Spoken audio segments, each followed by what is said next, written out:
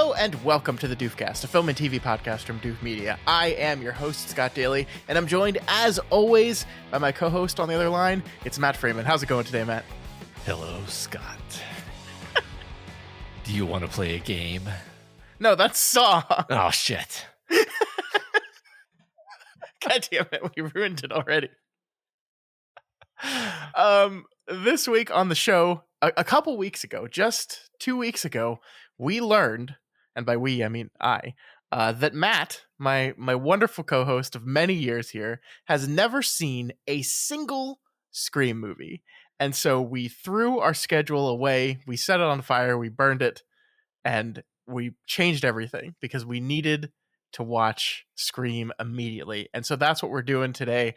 We are going to be talking about Wes Craven's 1996 original film, Scream, the first one, the purest one, the beginning of this now 6-film franchise. Matt has finally seen it, and we're going to talk all about it. I can't wait, Matt. Oh my gosh, I'm so excited.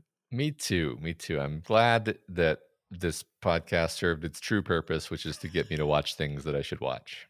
It only took how many years? Just 7 years. There's a surprising number of movies out there, I guess. Yeah, 7 or 8, literally.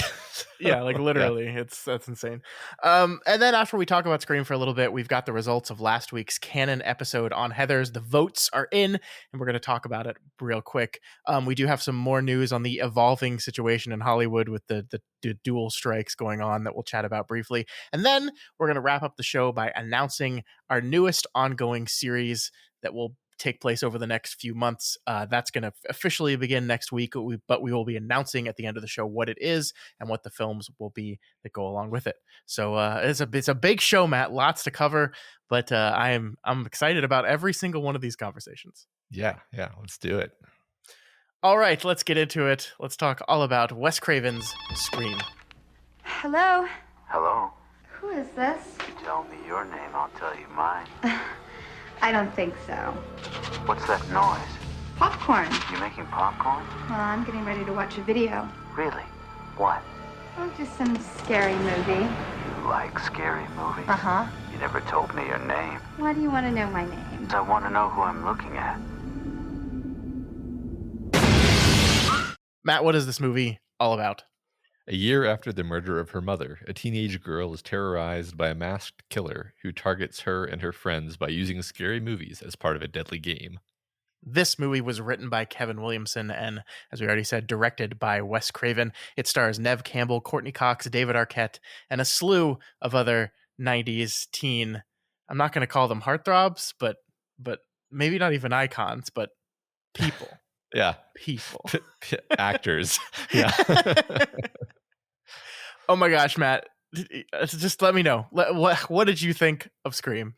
Well, it is very 90s, right? But not in a way that makes you cringe at all. It's I mean, I think it's kind of what I knew it was going to be, which is very well executed, sort of story-wise, solid. It's kind of a what I expect from Wes Craven, actually, not having watched that many of his movies, but just like well thought out, well paced, a lot of attention to detail.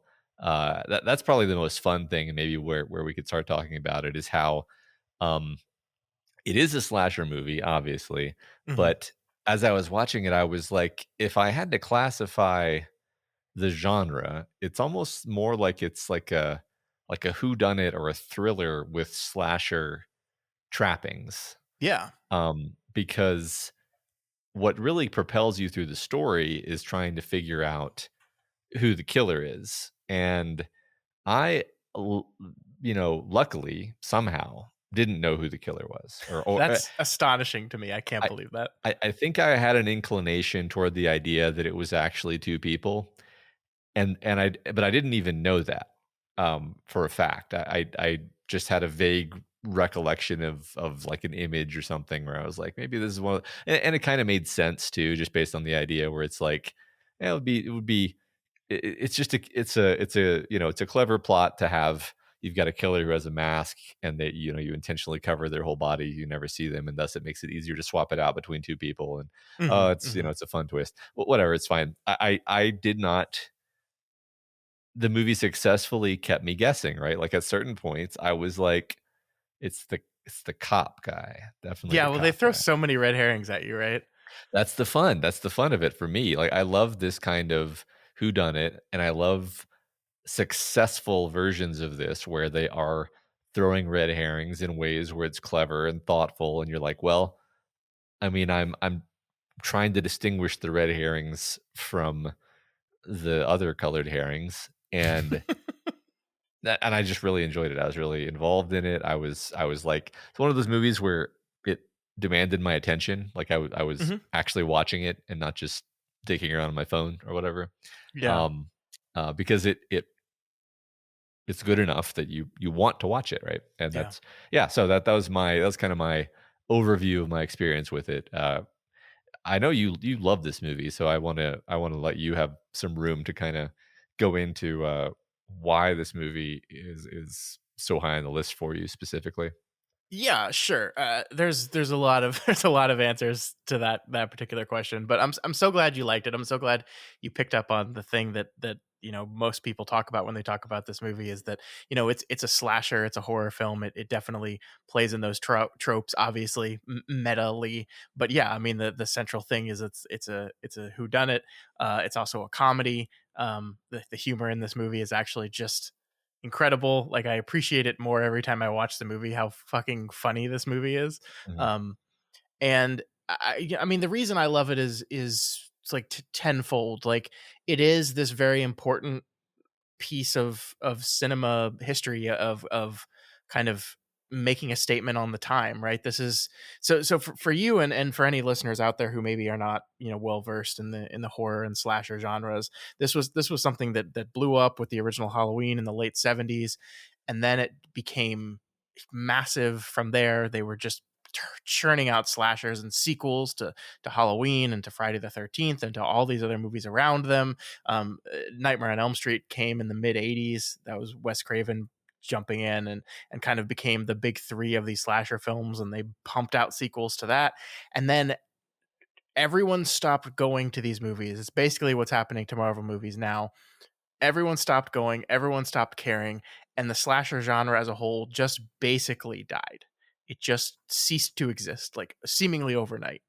And then it wasn't until the mid 90s in this movie that Wes Craven comes out and single-handedly reinvigorates the genre, and does so with a movie that is very self-critical and self-examining of the genre that it came from and it exists in. And the thing that I love about that is, this is we talked about, it's a funny movie. It's a very meta movie, but it's also still a slasher movie. Like, Mhm. the thing that I think is so impressive about it is that it operates on these levels. Like, it is by itself a good slasher movie, to where if you were not aware of the constant meta references that this thing has, you would still just enjoy it for itself. It's a really good meta examination of the genre, and there's so many little Easter eggs and things for people that really love the genre. I think the most obvious one I sent you a picture of is when the principal is trying to find out where the kids ran off to, and he yells at someone, and the janitor is there cleaning, and it's Wes Craven himself dressed in Freddy Krueger's sweater, Mhm. that very distinctive striped sweater. That's just fun little things sprinkled in there, but never like need to be the driving force of any of the plot. And then it's funny. Like, Matt, I don't know what one of your favorite like comedy beats of this movie are, but for me, it's when Deputy Dewey and the sheriff are standing in front of the police station, and the sheriff is smoking, and Dewey is licking his ice cream cone. And every time the sheriff takes a drag of his cigarette, Dewey takes a lick of his ice cream cone. Uh-huh. And he's trying so hard to like be cool, and they're having this serious work conversation, and it's so fucking funny. David Arquette is so good at that, like, that awkward trying to be serious character that is Deputy Dewey. And it just, all of these elements come together to make this thing that's truly magical. And I like the sequels to this movie. I've seen every single one of them. I like others better than some, but nothing is ever going to hold a candle to what this original film was, what the experience of watching it for the first time in a theater and realizing what this was and seeing what it's doing and enjoying all these different elements of it. I've been talking for a long time, so I'll stop now. But man, I love this movie and I love it more every time I watch it. Yeah. I mean, I just want to ping off a couple things. I mean, the humor, first of all, I do agree. It's very funny. It's got a great mix of sort of character-driven humor where the joke is situated in who the character is, like the bit you just described. And I also love the moment where the two men in the video store are discussing like motive, and one of them says like, well, why would he kill his girlfriend? And the other one says, there's always a reason to kill your girlfriend.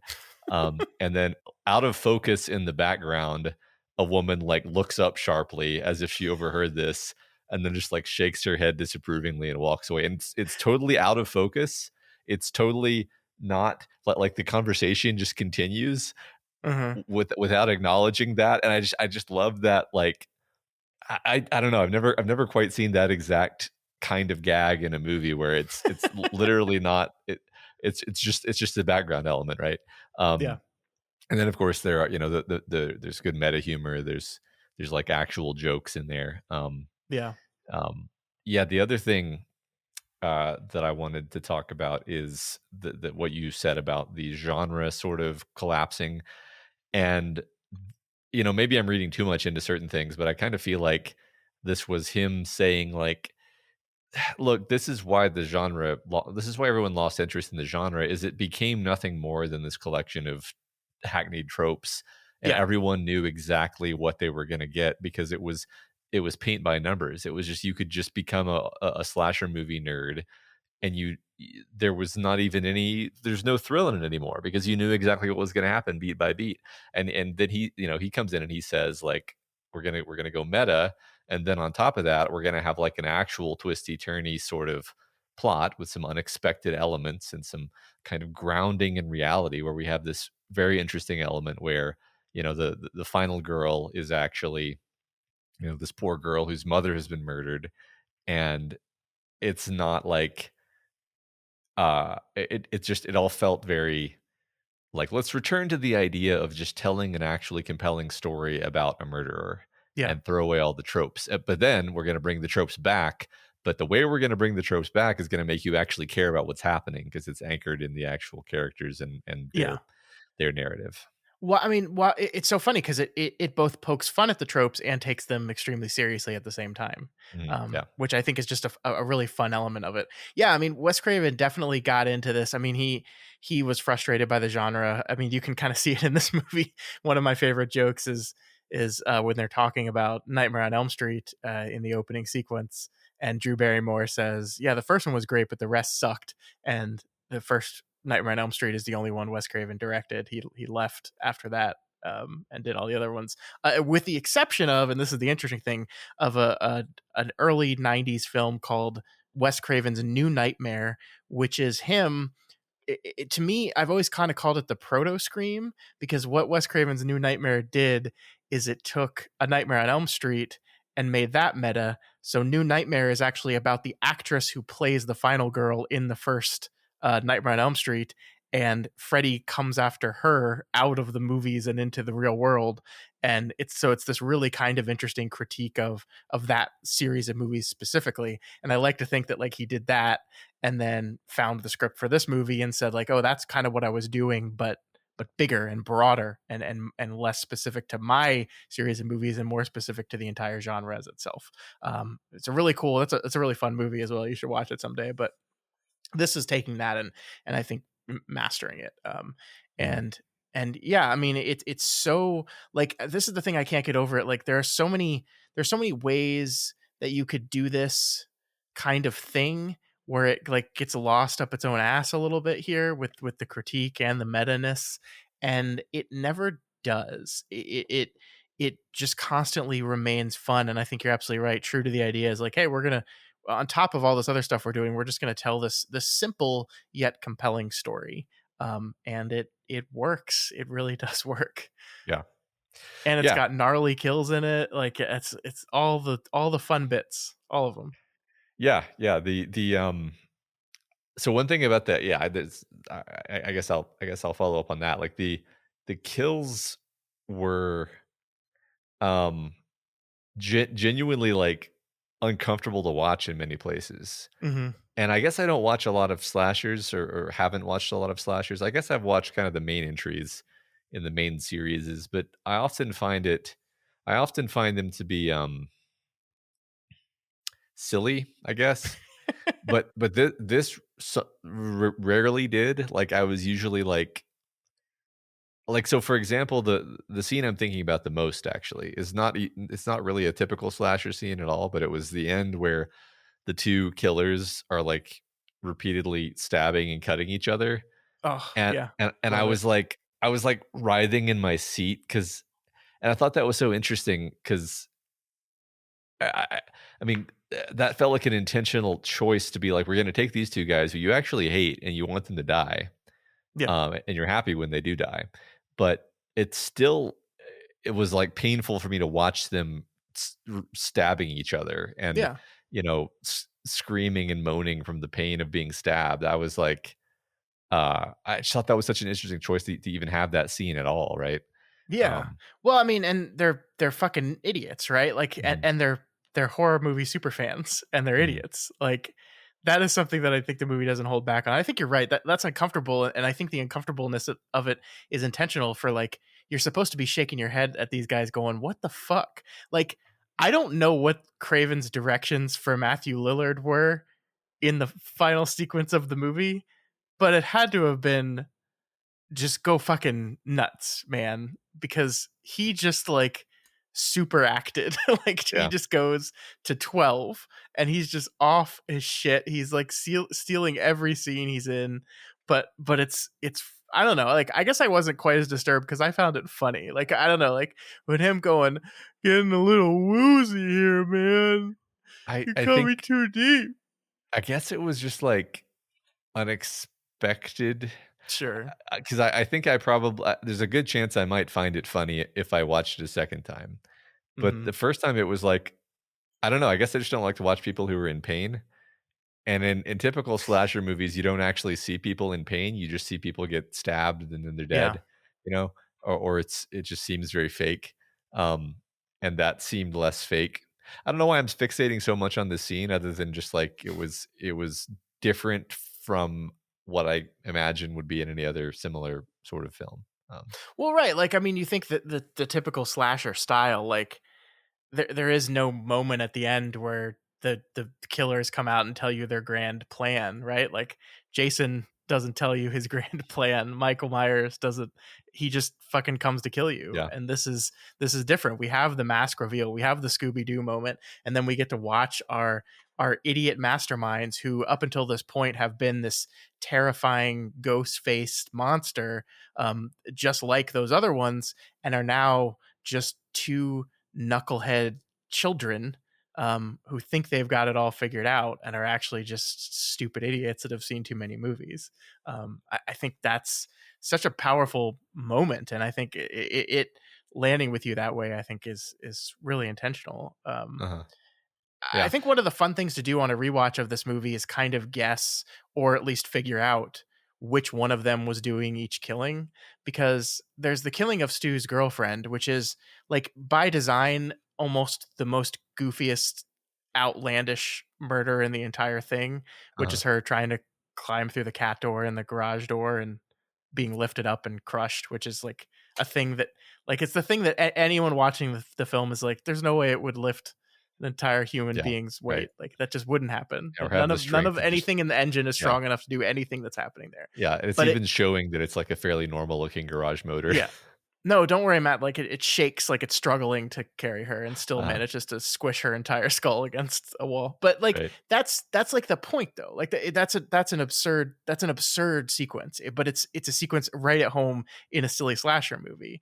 And yet it's still kind of horrifying.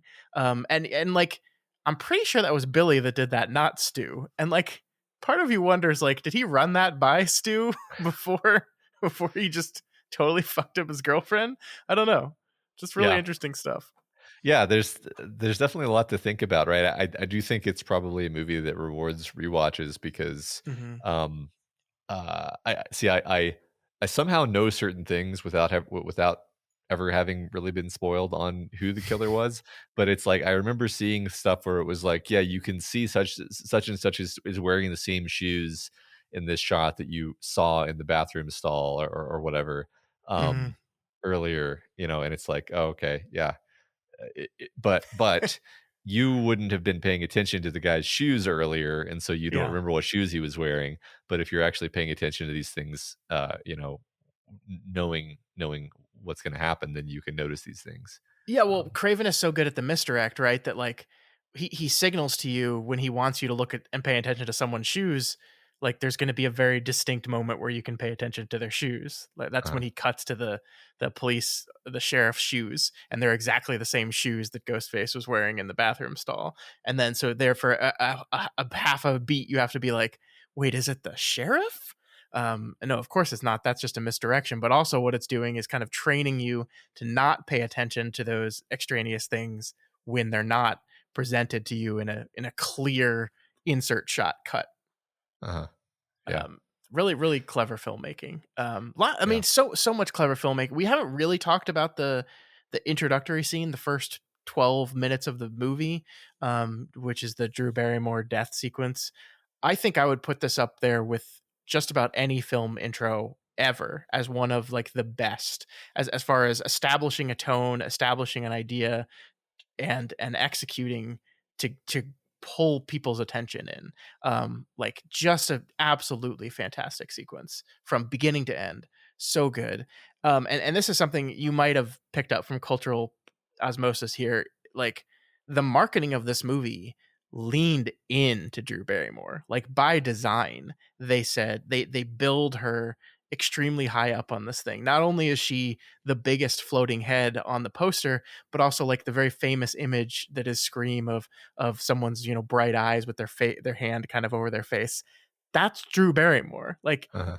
she's the and Drew Barrymore listed on the credits of this thing, and she was a pretty well-known actress at this point, right? Like she's a very, very famous, well-known actress, and this is all by design. They designed it this way, and so when she dies in that opening scene, if you're watching this in 1996, you are completely thrown for a loop. Suddenly, this movie is nothing that you expected it was going to be. That she's the final girl. She's supposed to be it, and she's dead. And I mean, movies have copied this again and again and again since this, but this is like one of those the movie had the guts to do it moment, and it means that for the rest of the hundred and however many minutes, you're just totally on board because you legitimately don't know what could happen. Yeah. So yeah, I did know that she was going to die. That was one of the only things that I knew, but I Hmm. still, I still found it effective because as she's trying to escape, I think it's just because we're literally so trained in the tropes of slashers that you're like, yeah, she's gonna get away, and then oh, well, they cut her, but she's still gonna get away. Oh, okay, they stabbed her a little bit more. Oh, but she got away again. She's crawling away. Oh, her parents are here. She'll get their attention, and then like that was probably the last moment when it's like, oh, she's gonna get her parents' attention, and the killer will run away, and then Yeah. we'll cut to 6 months later, and then it's like, no, she's brutally murdered and disemboweled, and it's Hmm. it's over the top graphic. Uh, and I didn't know about the boyfriend at all. Like I didn't know that he was even in the. I that was that was an element I wasn't expecting at all. In that sequence.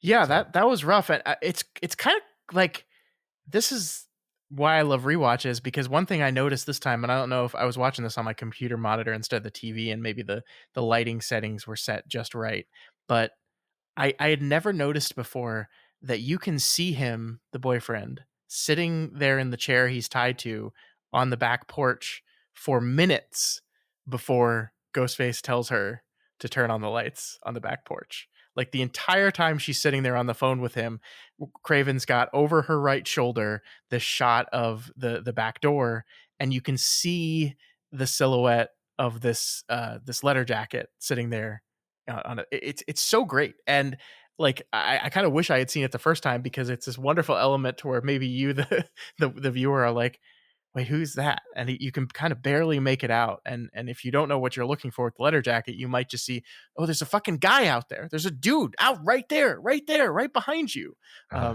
It's really, really masterwork stuff there. I loved it. Yeah.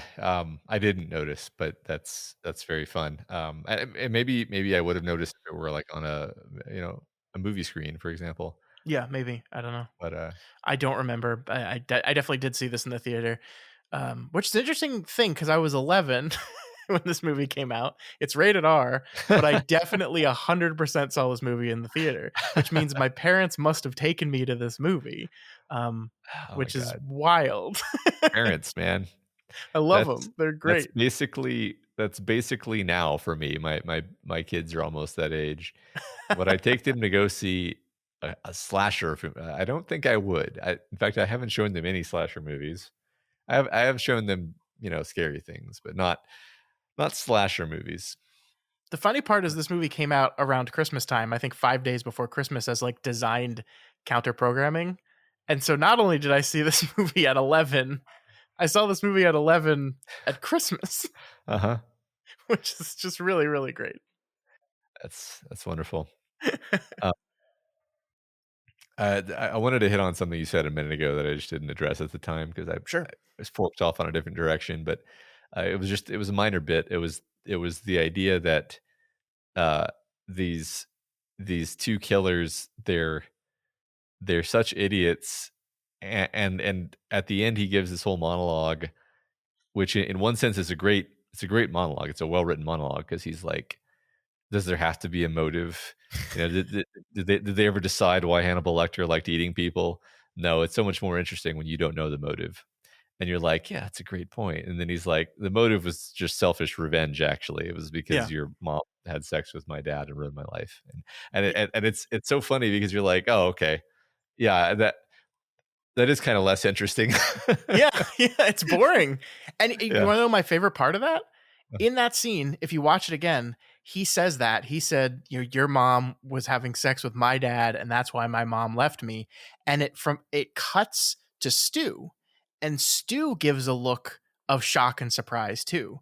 He didn't know that. He bought into Billy's bullshit about how, we're trying to make this movie and like motives are boring. Who needs motive? Like he bought into all this bullshit.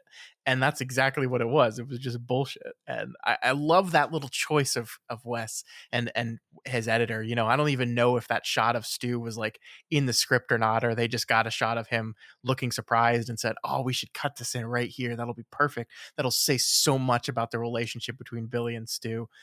This completely unhinged relationship between the two of them. I love it. Love it so much. Yeah.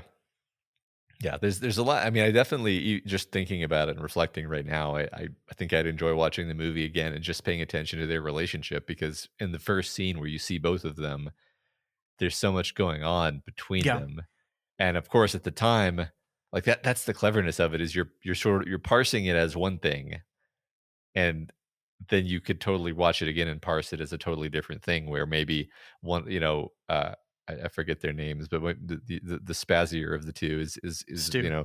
He's going to give the game away by being too excited about this, and the other guy is like, hey, shut up, man, shut the hell up. You're gonna catch attention behaving this way.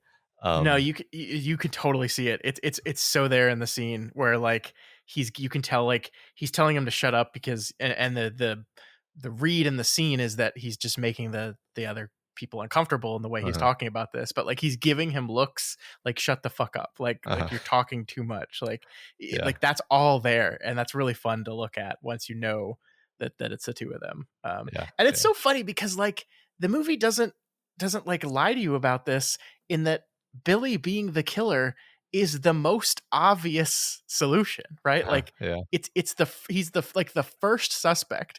Like the moment Ghostface disappears and Billy suddenly is there at the window again, and then the cell phone drops, it's the most obvious suspect. And yet the movie is like twists and turns so much that like at various points you're like, well, no, well, no. Oh, maybe. Yeah, it totally had me. I was like, well, that's too obvious. It's too obvious. They wouldn't have it be that. But then that doesn't make it unsatisfying when it turns out to be him. It works great. It's almost more satisfying because they worked so hard at making you believe it couldn't possibly be him. Yeah. Well, I think what really got me was when he gets fake stabbed. I was like, no, Billy. And then he comes back and you're like, damn it, you got me so good. God, so good. I love it. It's also really funny because like he's always the one outside of Randy, the horror obsessed loser played by David Kennedy. Like Skeet Ulrich's character Billy is always the one referencing movies constantly. Yeah. Like the first thing he says to Neve Campbell in this movie is, "I was home watching The Exorcist and it got me thinking of you." That's the first line he says to her, which on retrospect is so obvious that, oh, this is a creepy little psycho horror obsessed guy. It's true. I mean, again, there's enough red herrings. Like they have the cop guy be like, somebody mentions a horror movie and he's like, oh yeah, that's and he says the name of it immediately, and you're like, he knows horror movies too well. This is I also like, there's like that they depict the killer as being strong in a couple instances, and then there's like back-to-back scenes where Stu, who is one of the killers, like lifts up his girlfriend on his shoulder easily. And then also like you have the cop like bragging about how strong he is, and the reporter woman talking about like, oh, do all cops work out like you? And you're like, okay, so you've keyed me into the idea that the killer is strong, but then you've given me multiple possible people who are also strong, and it's just and that was a subtle one, right? That was fairly, it's like a dual purpose. That's what I love about it, is it's there, but you could also just not notice that as a clue, and that'll be fine. The red herrings that are Deputy Dewey could possibly be the killer are like some of my favorite because it's fucking Dewey. Like knowing that he's not the killer now, when you see we're like, I think this is something Craven does very intentionally, and I almost wonder if he's like laughing all the way through it. The music cues in this movie are like very loud, very deliberate, and very like obvious, like pay attention, like cues. And like every time the movie just like it's so funny to me, like when the first time Neve Campbell gets home and it's the middle of the day and then suddenly the music shifts for no reason to spooky, even though it's still the middle of the day, and it's just like hitting those big slams on the piano for no reason. It just strikes me as a little bit funny. And that's like every time they just like the movie randomly decides you need to be suspicious of Dewey right now, I think it's some of those moments to me where and this is probably all in retrospect, where it just kind of makes me laugh because like suddenly he asks Gail to go check out the other car and it's like and it's just, I don't know, it's so funny. But no, I get what you mean. I think that relationship to me is really interesting one. The one between Gail Weathers and Dewey, Courtney Cox and David Arquette, which I think you knew this, that they met on the set of this movie and got married and were married for a very long time. So not okay. Okay, yeah, no, she was Courtney Cox Arquette for a very long time. Okay. And they're divorced now, but it's so interesting because like the movie really plays it up from the beginning as Gail is just using this guy for the story, right? That she doesn't give a shit about him and she's flirting with him and messing with him specifically to get closer to the story and to get information on the story. And I think that's totally true. And then there's this really weird, interesting switch that happens near the end of the movie where like you're starting to go, oh, is she like actually into this guy? And like part of me wonders if that was ever intended in the script or if it was just this really natural chemistry and budding relationship happening between these two actors that they just kind of leaned into a little bit here. Yeah, that's a great question. I mean, I had the same read as you, where you definitely think at first that it's just manipulation, and then eventually you're like, oh, wait a second, there's actually something here. And yeah. I would see, I wouldn't at all be surprised if that was in the script, because the script is so big on setting up an expectation or sure, or a trope, and you're just like, here's it's the selfish, terrible reporter lady who sucks. Actually, I think the movie has a lot of fun with her character because it does immediately set her up as being selfish, terrible reporter lady who sucks. And you're like, oh, she's antagonistic to our girl. She's writing this book about the murder. How uncouth. And then you're like, wait a second. She's trying to exonerate who she rightly thinks to be an innocent Yeah. man. Yeah, she's right. Yeah, she's actually right. She's like an actually good reporter who's trying to and maybe she's not doing it for what you would consider to be the right reasons, but she's actually doing her job, and then also surprising you by having her actually be interested in this guy and not just Mhm. pretending. I wouldn't be surprised if that was the case at all. Yeah, I mean, she's definitely like the character that's always gonna exploit this kind of stuff constantly. Like she's almost cackling in glee as more murders happen. So like there is that really interesting push and pull of her that I find so fascinating. And I guess spoilers for future movies, like that's gonna continue to happen throughout the series for sure. Uh-huh.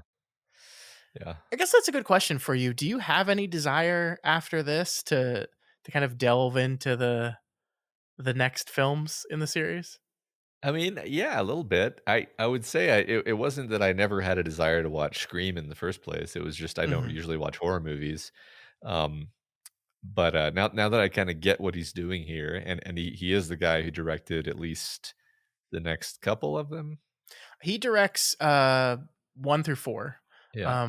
And then he passes away. And so the series took like a pretty long break after that happened and came back Mm. with Scream 5 just a few years ago that I thought was really good actually. And then Scream 6 just came out last year, which I thought was okay. Okay. Which is kind of my feeling on most of these movies is like after the first one, it's like they're okay.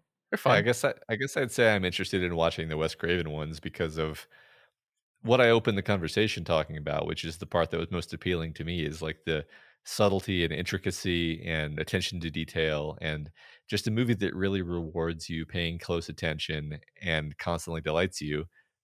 There's not that many of those. There's, Yeah. there's not that many movies that fit that description in the world. So if the others are anywhere near this good, then I guess I would like to watch them. Yeah.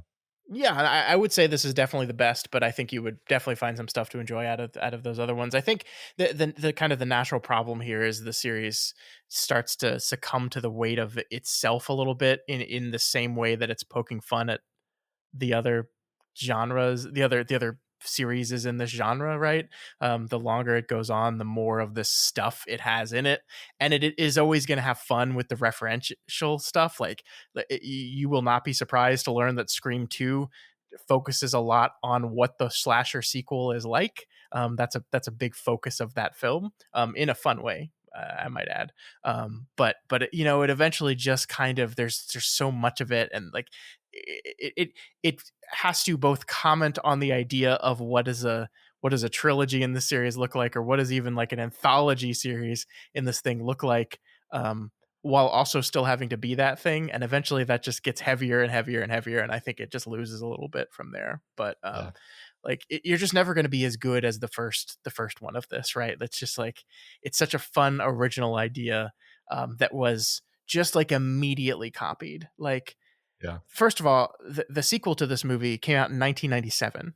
So, like, this movie came out, I want to remind you, in December of 1996. And the Dear sequel God. was out in 1997. That's impressive. Yeah. Yeah. So they just really like this was a hit, and they said, let's do it again. Let's go. They got everyone back that lived. And they said, let's go. Let's do it again. And it's not a bad movie. It's not like I like it.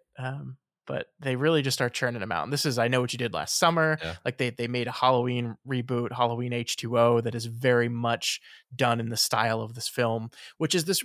I guess we haven't really talked about the style very much, Matt. Like this, you said it's a very 90s film, and that's this is a very like 90s teen type thing with the dialogue, the way that they're talking. There's a very specific feel to it, like trying to capture the youths of the 90s, which happened to be us at the time. Yeah. Yeah, definitely. I don't know what to say about that, because honestly, I'm so of that era that I'm just like, yeah, this is This is This just is how all people. Yeah. dialogue should be. This is the way people talk. Yeah. So it's funny. I do actually honestly have a hard time being objective about that era. Because as you say, it's like, yeah, this is normal. Everything before it was weird and old timey, and everything after it is uncomfortable and awkward and weird. Yeah. So, but yeah, no, it's definitely. I see what you mean. Where it's very much. So wait, who wrote the screenplay? It was written by Kevin Williamson. Yeah, a guy named I don't Kevin know who wrote Williamson. this. Okay, is he somebody I should know? Let's see. I don't have He all. wrote. I mean, he wrote The Faculty, which is a movie I think you know. Yeah, Like basically all of these '90s like horror films. This was this guy, right? He Yeah. wrote. This was actually his first film, I think. And then he also wrote the screenplay for I Know What You Did Last Summer. He also wrote Scream 2. Then he wrote The Faculty. Then he wrote a movie called Teaching Mrs. Tingle. I don't know if you remember that one. No. Somehow I remember that one. That's where they like kidnap. It has Katie Holmes in it, and they like kidnap their shitty teacher. It's a weird movie. Yeah, don't remember. I actually didn't know that teacher was played by Helen Mirren. That's hilarious. Anyway, wait, he wrote Venom. Oh, I didn't know that. Wait, no, it's a different Venom. Never mind. Okay. Totally different thing. No, I mean it honestly doesn't seem like he's done much since the 90s, right? Everything else on his list is really just characters by from he was the Dawson's Creek guy. Of course. I'm an idiot. Yeah. He made Dawson's Creek. That was his show. Which is that's the 90s. dialogue. It's the 90s right. It's exactly like it's the Dawson's Creek-esque dialogue is exactly what this movie is. Yeah. Because it's not like I was looking for a reason to be less excited about the other Scream movies, but I will say that the writing on this movie is great. It's, like story wise, dialogue wise, just absolutely great. So yeah, the fact that he wrote Scream 2, that makes me excited about Scream 2. But anything without this like writer director combo, I think I'd be a bit less excited about. Sure. Well, then you should at least check out Scream 2. Yeah. I will. Another thing we like to talk about money sometimes. This movie had a budget of $14 million, which sounds about right since it was shot in like a suburb with like 6 practical effects, and it made $170 million. Yeah, it was huge. So, it was absolutely massive. Yeah, and I think the like there's one. The party at the end of this movie is 45 minutes long. When they get to that party, there's still 45 minutes left in the movie, and they just stay there, right? So this is one sequence. It like I think it shot over the course of 21 days. It says here for this one part of the movie because it's almost half the movie itself, and it was a huge sequence. It was like all at night, so they had to film either day for night or just wait till it got dark. So probably a rough shot for them. Yeah. That's I don't know. It might have been fun, you know. Yeah. Well, they apparently after the movie wrapped, the crew all got T-shirts made that said "I survived scene 118," which is the name of the scene in the script that all this took place during. So I gotcha. Okay, that's funny. That's great.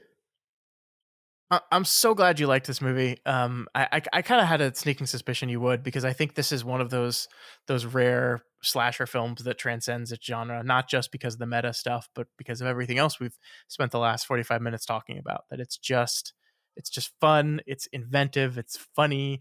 Like they made. You remember? Do you remember the Scary Movie series?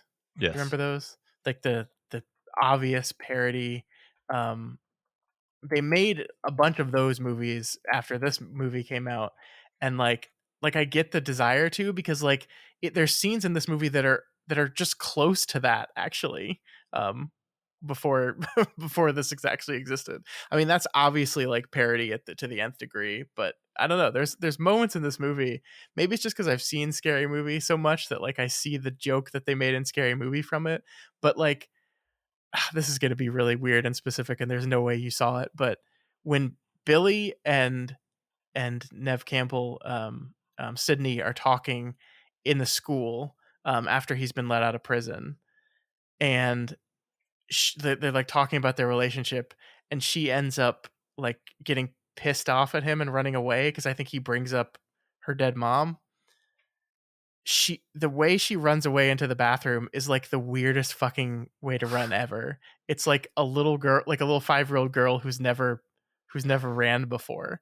And like I see that every time now because in the Scary Movie parody, they noticed it too, and they had the actress playing Sydney in that movie like run absurdly, and I can't not see it anymore. And like so part of me goes like, I wonder if that was a direction. Like, Nev, run weirdly. I don't know. I really don't know. Yeah. I don't really have a comment on that. That is very funny that this is something that has stuck with you. I guess like that's the fun of parody though, is like you pick up on little things that everybody always notices but maybe never even consciously notices, and then you just nail it, and then it's like that's I know that. Yeah, it's good. It's great. Yeah. Oh man. So good. So many good things. I love this movie. This is such a quotable movie for me.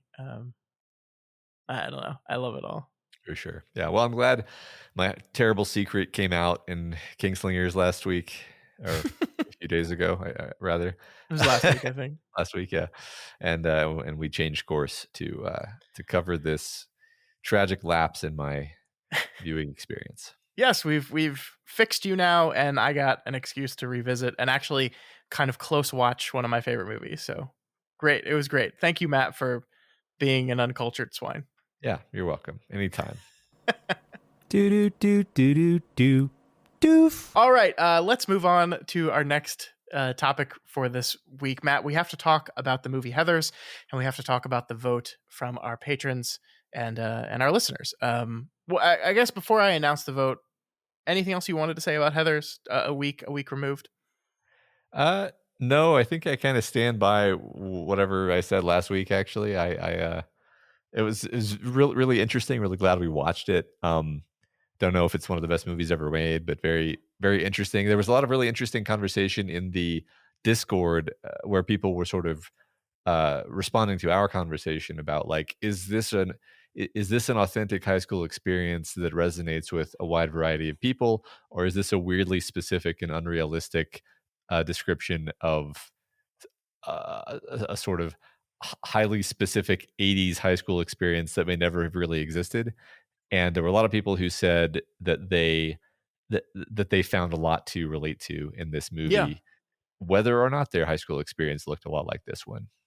Yeah, the answer to that either or question was yes, because it was both. There's people that says, I don't think high school was ever like this. I didn't relate to. I enjoyed the movie, but I never related to it personally. And there's people that said, no, yes, this is the Gen X high school experience movie. This is the movie out of everything for the Gen X people that gets what high school was like and what it was like going to high school and being a teenager in this time. So that's cool, right? Because that's the kind of the breadth of movies sometimes where you could get people that are just like, no way. And then some people that are like, yep, absolutely, 100%. This was my life. Yep. And that makes sense. So yeah, thanks for your responses. Yeah, thank you so much. That was great conversation we saw. It's good to see, obviously we have a very, very limited point of view when it comes to stuff like that. And it was great to see a bunch of people offer their point of view. But in the end, one side had to win. And Matt, happy to say that you are on the losing side of this one because with a 81% of the vote, Heathers has been officially inducted into the Doof canon. So there we go. We have our first high school movie in the canon. Well, doesn't break my heart. That's cool. Yeah, I'm glad people liked it. Glad people got a lot out of it. Yeah, me too. And one thing I think that kind of sprung out of that discussion for me was I really want us to have at some point in the future like our top 5 high school movies. I think that'd be fun to do. It's going to be really, really hard for me to break my list down to 5, but I think the next time we have an excuse that it ties in thematically with whatever thing we're talking about, I think we should jump on that because I think that'd be fun. Yeah, that's a good idea. All right. Congratulations, Heathers. We will see what joins next month. Doof. We got to talk about film criticism again. So-called film criticism. Yeah. So we talked last week briefly about the actors going on strike, right? I think it was only a couple hours before we recorded that SAG-AFTRA had officially announced they were going on strike, which makes the second guild on strike. The first time both have been on strike since 1960, and no end in sight. That's something I don't think we said last week, Matt, was that like there are no negotiations happening right now. Nobody's actually talking to each other right now. So it's not like we have two sides that like one wants to say 5 million, another wants to say 15 million, and they've really just got to find a way to swallow it up and agree to 10. Like that's not where we are at all right now. We have two sides that are not even entertaining negotiations with each other. So this thing's going to last a while. The thing I wanted to talk about you with that is in the wake of this, SAG announces their strike. They post rules for their union members, but they also post facts or requests for non-union members. And one of the big things they posted over the weekend was rules for influencers. And I'm putting that in quotes. You can't see me, but I'm putting that in quotes. Influencers. And their basic rules for influencers were if you already have a pre-existing contract with the studios, honor that contract, but please do not take any new contracts. Please do not make any social media posts about any movies from any struck companies. Don't do any of these things. And if we catch you doing any of these things, you will not be allowed into the union at any point in the future, which for these influencers is a big deal because most of them are struggling actors who have not made it yet. And so they're doing this thing as like, just a thing to do while they're trying to make it in the industry. Right.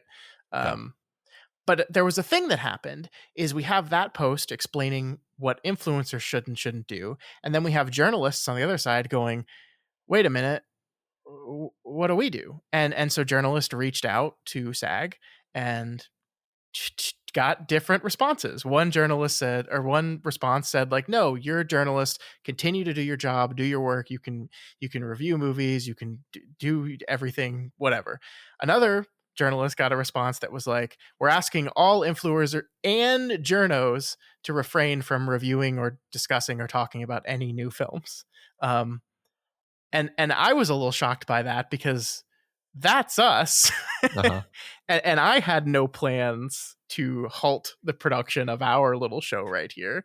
I want to be in solidarity with the union and the actors and the writers. I think they deserve what they want, and I support both unions and their strikes. So I didn't want to just go against those things, but I was also like, this is ridiculous. And it turns out that was misinformation, and journalists, you are not considered a scab or breaking the strike or anything by just continuing to review and critique and analyze and discuss movies.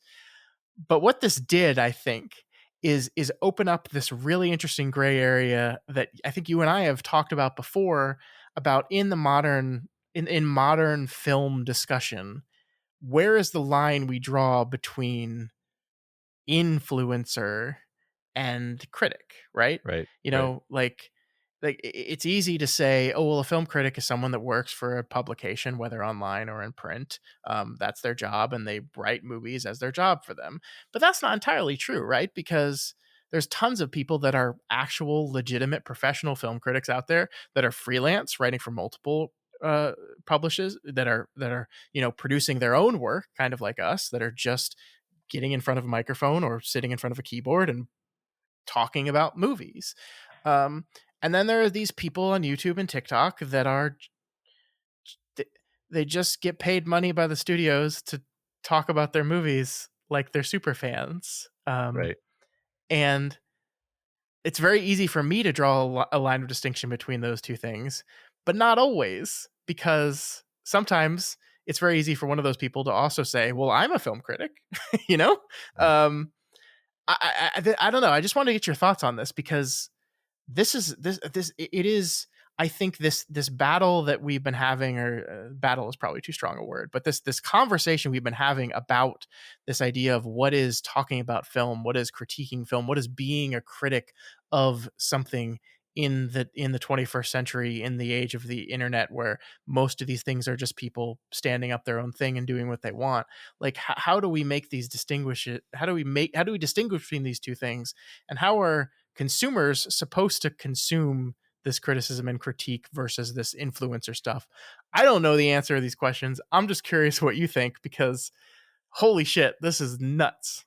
Yeah, so I guess the thing I'm most interested in, in all that interesting detail there, is the idea that it's like we're learning that people who we thought were critics are actually more like advertisers. Yeah.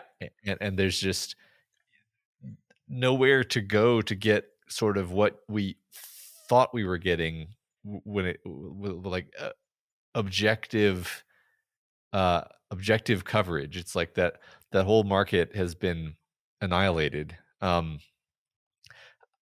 mean, that's what we do, but yeah, but well, and that's what a ton of people still do. But how do you, the consumer, wade through the bullshit to find the people that don't like? A perfect example, and I'm not even going to say this person's name because I don't want to bring shade on him or ever, but there was a TikToker that I talked to you about in regards to this same thing months ago, where I was kind of telling you the state of criticism, how I feel kind of icky that this guy is going to all these premieres constantly, is showing videos of him getting these giant care packages from the studios, and then also writing videos where he reviews, quote unquote, the movie, telling what he thought of it.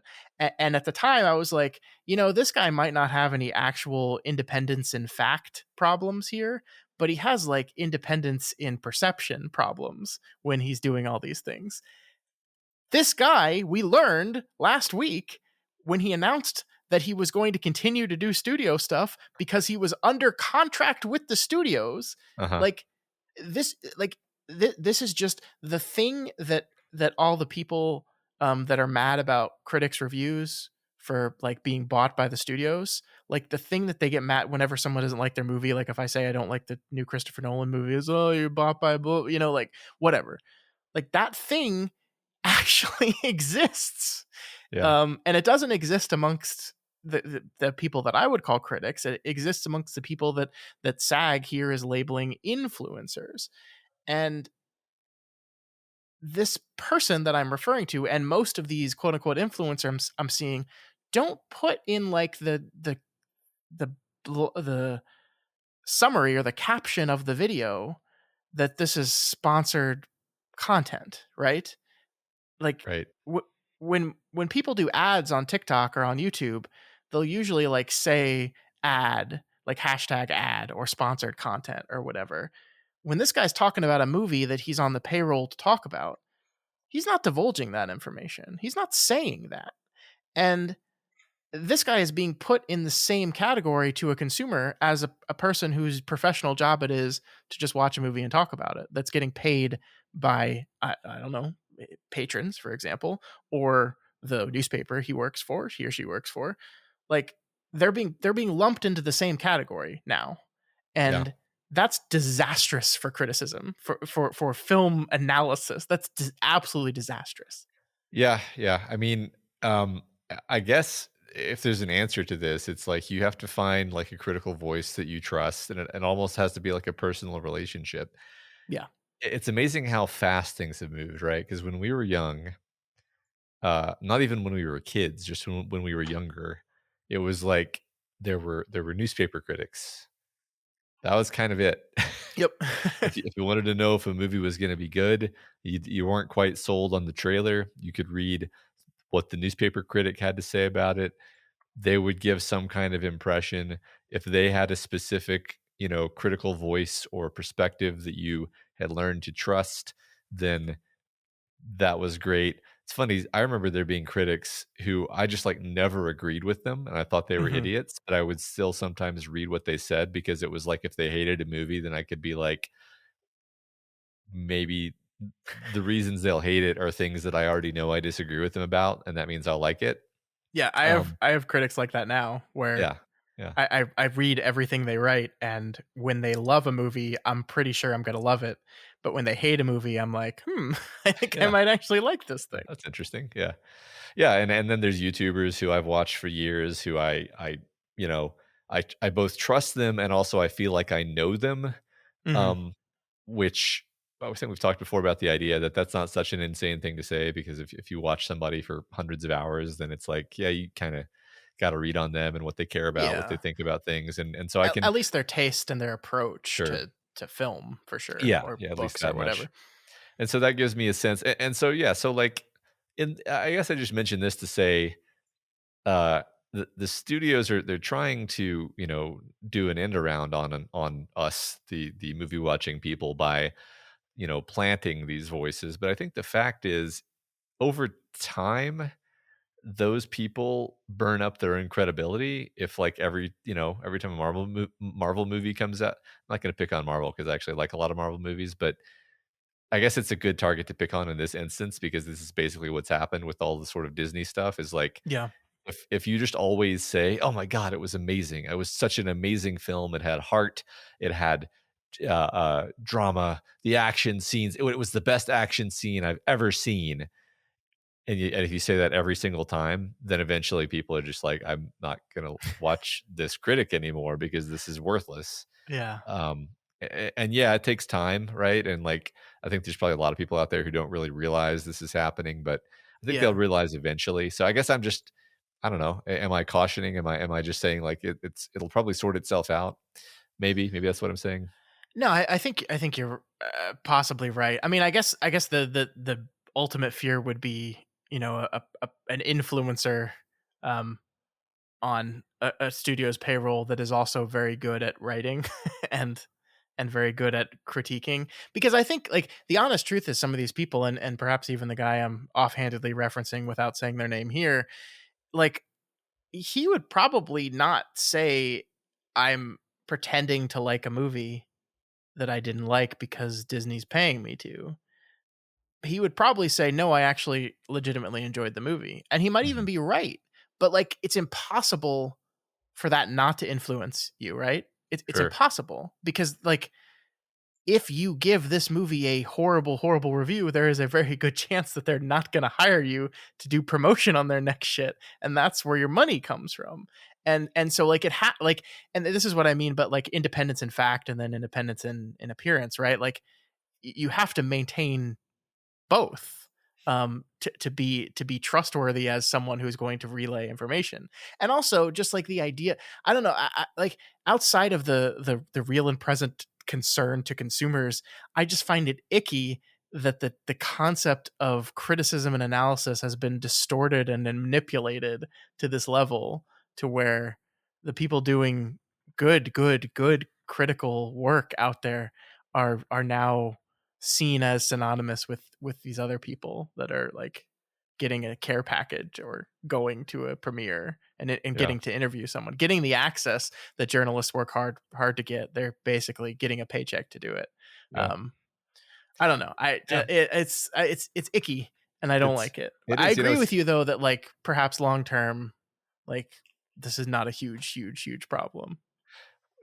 No, I mean, I take your point there, actually. In fact, I just kind of simulated in my mind, like, we get a call from some, marketing person at Disney. They're like, "Hey, we heard you have a podcast. You talk about our movies sometime. That's cool. Give me your address so I can send you a bag full of swag. This isn't a payment. This isn't a bribe. This is just, it would be cool if you had it. It would be cool if you had a bunch of Iron Man shit. Right? Yes, it would. Sure. No obligation. Okay." But then you get the swag and you're like, "Those Disney folks are so nice. They gave me this cool stuff and my kids have all these toys now." And then you go see the next movie and you're like, "That was pretty boring, but I feel bad like trashing the movie." Anyway, I'm trying to draw a more vivid picture of like maybe what it's actually like to be, because I agree with you that it doesn't feel like you're selling out your morals to shill for Disney. What it feels like is nothing. It just feels like you kind of like the movie a little bit more than maybe you otherwise would have, but you're not aware of that because it's Yeah. You're really good at self-justification because you're a human. That's like half of what you do. No, and honestly, I think you and I have experienced this in microcosm a little bit here. You know, we used to have a system, and I think we technically still have a system where um, patrons are allowed to, at one donation level, are allowed to pick a movie for us to watch and talk about on the show, right? And there's definitely moments in the long time we were doing that where I really didn't like something, you know, like I just really didn't like it. And I was conscious of the feeling of pressure to minimize my dislike on the show because this person paid me money to talk about their movie. Am I going to come on here and shit on their movie for 45 minutes? And so, I mean, there's obviously tactful ways to do that, right? And I would like to think that at the end of the day, I gave my honest opinion, even if it was a negative opinion of a movie that someone really, really liked and paid us money to watch. But I felt the pressure. And if I can feel the pressure on that little thing, imagine how stronger that pressure is when people are writing you hundreds of dollars worth of contracts, thousands of dollars worth of contracts. And you watch a movie that you don't really like, you know, I don't know. I can imagine. And I think we should say that like those swag bags you're talking about, like studios do send those to critics, like they do. Yeah. But I will say under the old system, like those companies had people to manage that stuff and decisions and editors to say like, hey, you got that swag bag from Iron Man?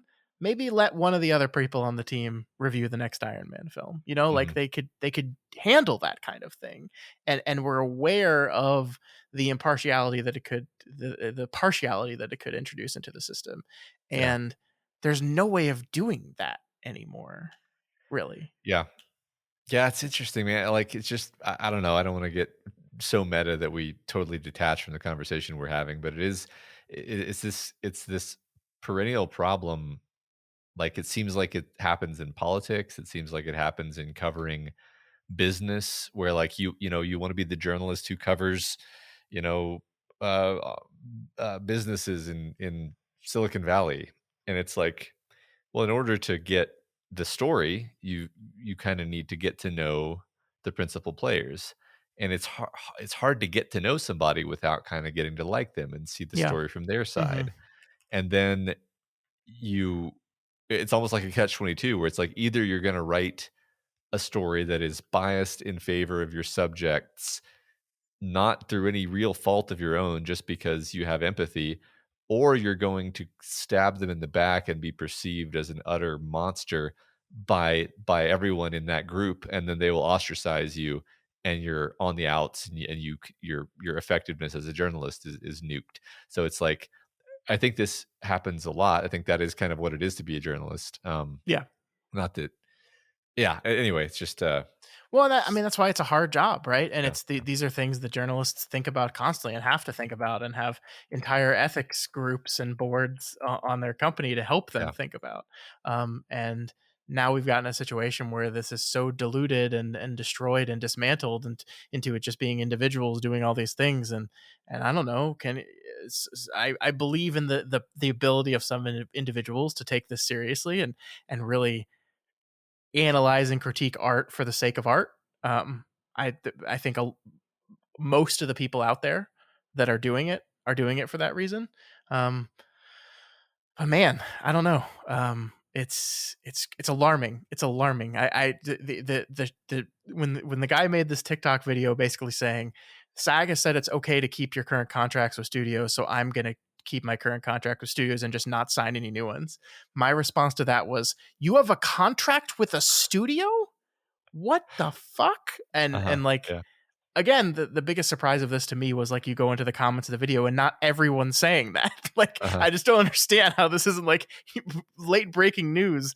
One of the biggest movie people on Twitter is just a shill for corporations. Yeah. Like, I don't know. It's wild to me. Yeah. I mean, it's funny to me because I've been a big fan of Red Letter Media's Nerd Crew episodes, since they started, but I didn't realize that was real. Like, I thought, like, I knew there was a thing they were that they were poking fun at with those, but I guess I didn't realize they were literally shills. I thought they were just joking that the people acted like shills. But apparently, they're actually just on Just payroll. And uh-huh. and the joke of like them being like, hold on, I got a call from Disney. Yeah, we're supposed to market their what is it? What is it? Ant-Man? Yeah, Oh okay. my god. Yeah. So we just saw Yeah. Ant-Man. It was God. Yep. All right. Well, there we go. Our beautiful industry of film criticism is just doing real good, Matt. It's doing real good. Yeah, great. Doof. All right. The last thing we wanted to do this evening, Matt, was talk about what's next for us. You know, we finished our Ridley Scott series a long time ago, several months ago now, and we need a little bit of a break off from ongoing series. And I think I've had a good time with you, just like doing random stuff, like watch Scream, for example. But we decided we need to jump on one of these ongoing projects that we talked about. You know, I don't know if people remember, but a few months ago we went through like a bunch of different ideas we had. I think the most popular idea amongst our listeners was to do like the short story series. And I think that was your idea, but I really liked it. And I think we still do want to do that. I just think the time commitment that would be for us to do that well is pretty tough right now, right? Yeah. I think we basically decided against that for a variety of reasons. One of them just being that is a very high effort show. That is more on the order of a show like Kingslingers Yeah. than on the order of Doofcast. It's kind of important that Doofcast be a thing that we can fit in where we can fit it in. Yeah. So I definitely see Doofcast as like I pop a movie in, spend a couple hours watching it, and then get to sit in front of a microphone with you and just chat for a little while about it. I don't take this show nearly as seriously as I take the other show. That's serious, deep diving analysis. This is fun, shooting the shit criticism to me. Right. And so we only have time to do one deep dive analysis show a week right now. We just don't have time to do more than that. So yeah, we're going to do something else. And I think the thing we decided on was one of the things that I proposed was the Sight and Sound Critics poll from the British Film Institute came out last year in 2022. And this basically, they polled all the critics around the world for their top 10 films of all time. They basically added up the votes and then came up with a list of 100 of the greatest films of all time based on critics. Actually, the list is like 250, but for our purposes, we're going to talk just about the top 100. And I thought it would be a good idea for us to go through this list of 100 films and for us each to pick films on it that we had never seen, and perhaps, you know, we had always wanted to see, like blind spots. Basically, these are blind spots in our film enjoying career that we really want to fix, because these are supposed to be the 100 best films according to our peers. So it's ridiculous that we've never seen them. So that's what we're going to do. We're going to do that over the next, well, we're not going to do it in every consecutive week. We're going to break it out amongst weeks. We've got other stuff we want to cover and other things we want to do, but it's going to be an 11-part series. Basically, Matt has picked 5 films. I have picked 5 films, and then we're going to wrap the whole series up with watching the number 1 movie of all time, according to this poll, which is a movie neither of us have seen. So that's what we're going to do. Matt, do you want to introduce what 5 films you've picked for your 5? Sure. Should I just go through all mine first? Yeah, just go through them. Yeah, so mine are Blue Velvet, directed by David Lynch. One of those ones that I know I've heard of endlessly, never seen. Metropolis by Fritz Lang. It's one of those first movies, you know, it's like invented the concept of a movie in certain important ways. Never seen that one. Barry Lyndon by Stanley Kubrick, one of the few Kubrick films that I haven't seen, and I've heard a lot of really good stuff, especially about the way that it was shot. So I'm really excited about that. Stalker by Andrei Tarkovsky. I admit that part of the reason, or most of the reason I want to see this, is that I loved reading Roadside Picnic, off of which Stalker is based. And I just think that'll be cool.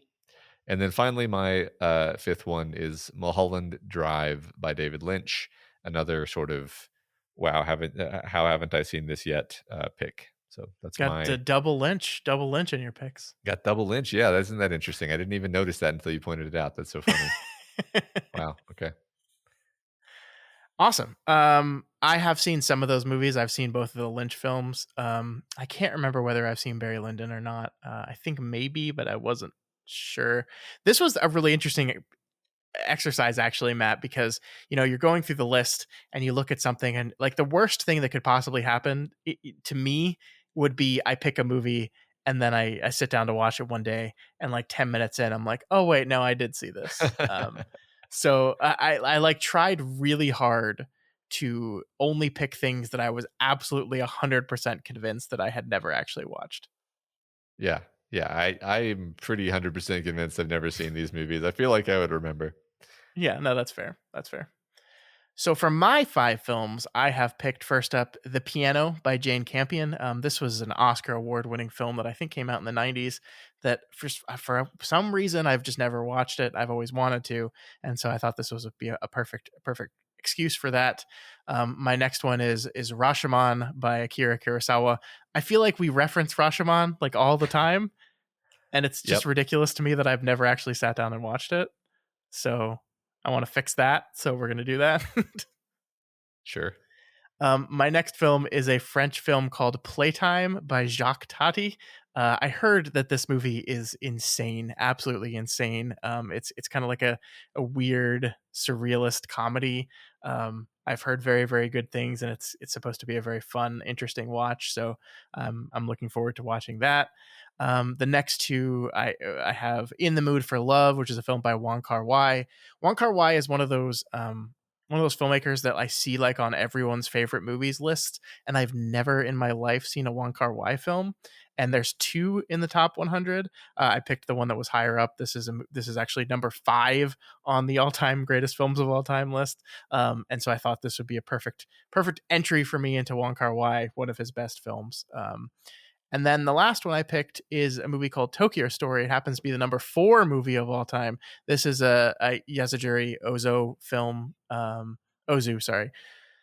He's like just like this incredibly prolific Japanese director that's made like over 50 films, and he's supposed to have a very, very unique style that is really all his own. I've never seen an Ozu film at all. And again, I thought this would be a perfect opportunity to do so. So, have you seen any of these films on my list? It's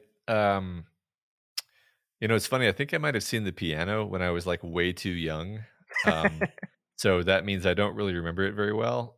But yeah, that's it for me. Okay, that's really cool. So one or two of mine, or one of mine that you've seen, and a couple of yours that I've seen, but mostly this is going to be new experience for both of us. And I think the really cool thing to point out here is we've got a lot of international films. Metropolis is a German film. Stalker is a Russian film. I guess Barry Lyndon is technically a British film. And then I've got, I think The Piano is Australian, Rashomon and Tokyo Story are both Japanese. The Wong Kar-wai film In the Mood for Love, I believe is that Hong Kong? I think that's Chinese. And then Playtime is a French film. So I think the reason for this is, of course, that the big like American classics, with a couple of exceptions, are movies that we both have already seen. And so really the ones that stood out to me the most that I haven't seen but wanted to were all these foreign films that aren't typically on our stupid American best film lists. Sure. No, that's great. I know we've sort of also always been wanting to watch more foreign films just as a totally separate thing.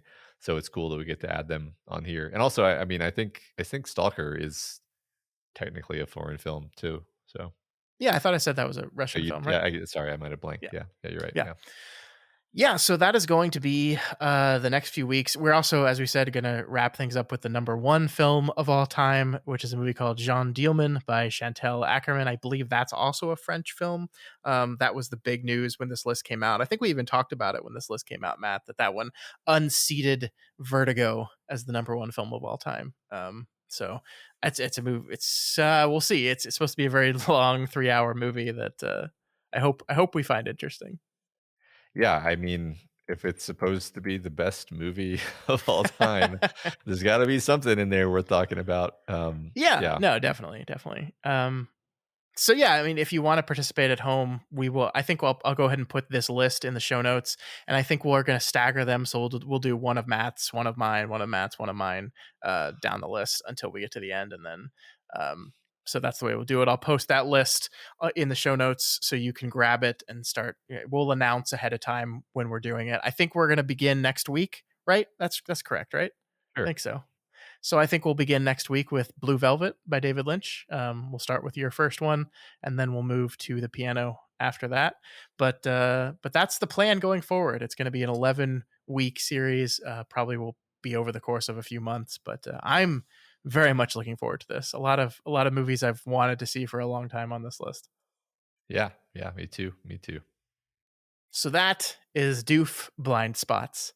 I was trying to come up with like a clever, like more funny thing to call this project, but call it floaters. Floaters? Yeah, it's like a little floater in your eye that blinds you. But also, it's floating around, and you should take care of it. It's like a double meaning. No, it's dog shit. Let's move on. What? It's really clever if you think about it really hard. Doof floaters. Yeah. Sure, Matt. That's great. Well, if you want to call it that, you can call it that on your own time. Okay. All right, folks, that is going to be it for you this week. If you have any opinions on Scream, on Heathers, on the writer strike and the state of criticism and the truths of criticism that the writers and actor strike has revealed, or on what Matt is calling floaters, you can reach out to us via email at doofmedia@gmail.com or over on our Twitter account at doofmedia. You can also go to r/doofmedia, where you will find a post for this episode where you can leave those comments there, and we will definitely see them for sure. That's right. And if you're not already subscribed to the Floaters podcast, we encourage you to subscribe, ensure you never miss an episode. You can find us on iTunes, YouTube, Google Play, and pretty much anywhere else podcasts can be found. And if you like what we do here and want to support Floaters, consider becoming a patron of Doof Media. Head on over to patreon.com/doofmedia and pledge at any of the available levels, and you get a whole bunch of bonus features. This week, we had our new bonus podcast available to those folks at the $10 level or higher, where our friends down under in Australia have a show called The High Ground, where they review, I don't know, it used to seem to me to have a theme, but like now they're reviewing the BBC Pride and Prejudice miniseries. So that, I don't know if that goes along with the theme of the Star Wars prequel trilogy, but that's a good miniseries, and I've enjoyed their first episode talking about it. So you can unlock that at patreon.com/doofmedia. And of course, a bunch of other episodes. They've been doing this for a while, so there's a new one every month. So check that out. Awesome. Yeah, and please consider rating and reviewing the Doofcast on Apple Podcasts. Each review helps us get more exposure and introduces new people to the content that we make here. All right, folks, we will be back next week as we begin Floaters with David Lynch's Blue Velvet. It's just going to be called that now. I've said it too many times. It's good. It's good. We'll see you next week.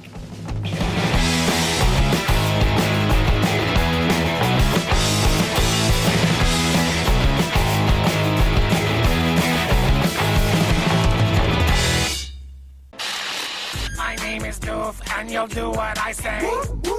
My name is Doof, and you'll do what I say.